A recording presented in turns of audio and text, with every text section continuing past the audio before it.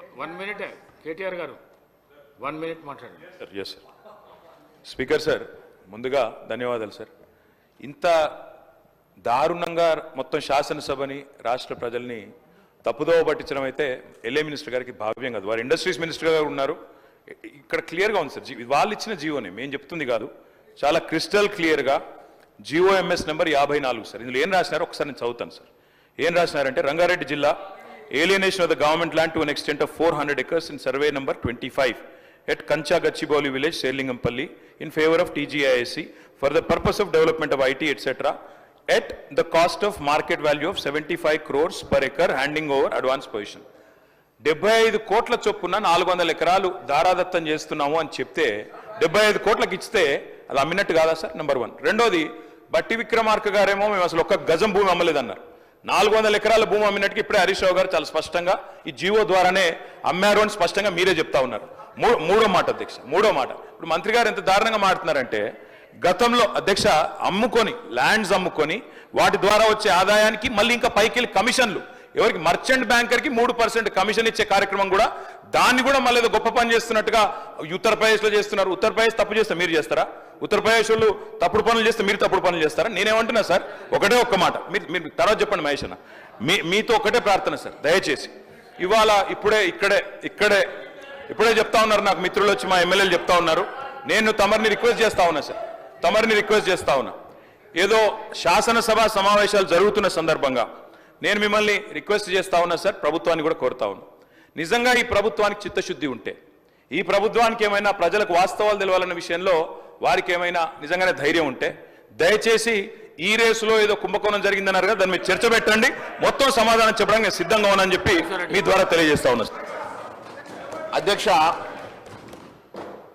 Pharma కంపెనీలు శాంతి భద్రతలను కాపాడడం, మత సామరస్యాన్ని పెంపొందించడం, ఇలాంటి ఎన్నో విధానపరమైన నిర్ణయాలు, కఠినమైన నిర్ణయాలు, రోజుకు 24 గంటలు నిరంతర విద్యుత్తు, ఒక్క నిమిషం కూడా పరిశ్రమలకు విద్యుత్ కోతలు ఉండకూడదు, 100% రోజుకు 24 గంటలు, సంవత్సరానికి 365 రోజులు విద్యుత్తు సరఫరాను నిరంతరాయంగా అందించినప్పుడే ఈ నగరానికి ప్రపంచ స్థాయి పెట్టుబడులు వచ్చి, పరిశ్రమలు వచ్చి ఈ నగరం అభివృద్ధి చెందుతుంది.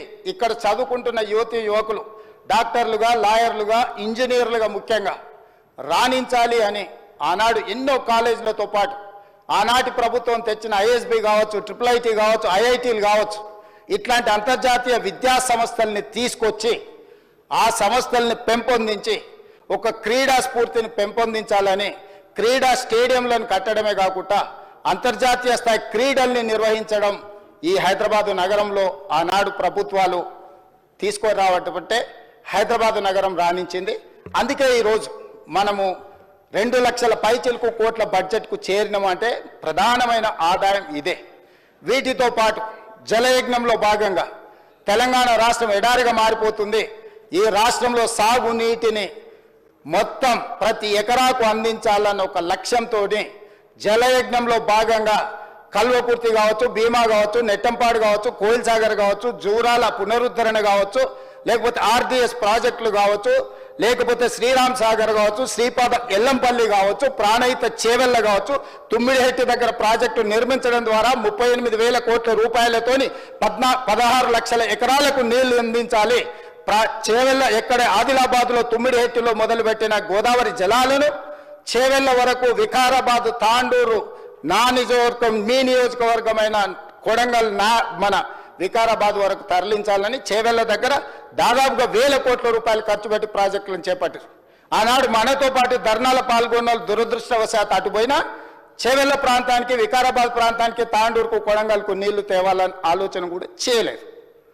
ఈ నేపథ్యంలో అద్భుతమైన నగరంగా తీర్చిదిద్ది ఔటర్ రింగ్ రోడ్డుని మనం అప్పు తెచ్చి మొత్తం పూర్తి Hyderabad growth corridor limited HGCL నేతృత్వంలో ఈ అద్భుతమైన ఆస్తిని, 1,000 లక్షల కోట్ల రూపాయల విలువైన ఆస్తిని 6,500 కోట్ల రూపాయల అప్పు తీసుకొచ్చి నిర్మించి అప్పు పూర్తి చేసి డెట్ ఫ్రీ చేసినాం అధ్యక్ష. డెట్ ఫ్రీ చేసిన ఔటర్ రింగ్ రోడ్డుని అప్పనంగా ఆయాచితంగా అమ్ముడు పోయి అమ్ముకొని ఎన్నికల ముందు హడావిడిగా వాళ్ళ క్లియర్గా తెలుసు ప్రజలు తిరస్కరించిండ్రు, ప్రజలు ఓడించబోతున్నారు, ప్రజలు పెట్టబోతున్నారని తెలిసి ఉన్నదల్లా తెగ నమ్ముకొని దేశం విడిచి పారిపోవాలన్న ఆలోచనతోనే ఔటర్ రింగ్ రోడ్డుని అమ్ముకున్నారు. అయితే ఈరోజు మాజీ ఆర్థిక శాఖ మంత్రి, ఎందుకంటే వారు ఆర్థిక శాఖ మంత్రిగా ఉన్నప్పుడే అది అమ్మిండ్రు, ఈరోజు వారే డిమాండ్ చేసిండ్రు ఈ ఔటర్ రింగ్ రోడ్ అమ్మకం మీద మీరు విచారణ ఇయ్యండి అని.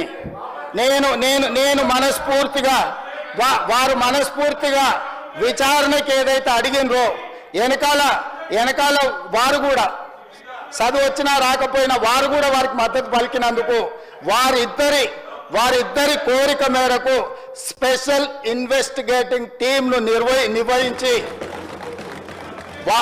ప్రధాన ప్రతిపక్షం కోరిక మేరకు ఔటర్ రింగ్ రోడ్డు టెండర్కు సంబంధించి ప్రైవేటు సంస్థలకు కట్టబెట్టిన విధానాల మీద ఈ సభ ద్వారా ఈ సభ్యులందరి ఆమోదంతో విచారణకు నేను ఆదేశిస్తున్నా.